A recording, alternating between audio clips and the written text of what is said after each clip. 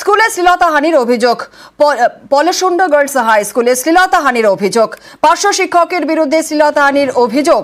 ছাত্রীদের কুপ্রস্তাব এবং অশালীন মেসেজ পার্শ্ব শিক্ষকের। ছাত্রীদের গায়ে হাত দেওয়ারও অভিযোগ।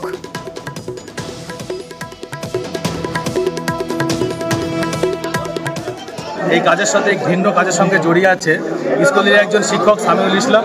ওই জন্য এলাকায় প্রচুর চাঞ্চল্য দেখা গিয়েছে এবং আমরা এখানে সবাই এসেছি একটা জাস্টিসের জন্য, যাতে যে ছাত্রছাত্রীর সঙ্গে যে ছাত্রীর সঙ্গে এই ঘটনাটা ঘটেছে সে যাতে সঠিক বিচার পায়। ওই শিক্ষককে যিনি এই কাজের সঙ্গে যুক্ত আছেন তাকে যেন সাসপেন্ড করা হয়, ইমিডিয়েট অ্যাকশন নেওয়া হোক, অ্যারেস্ট করা হোক।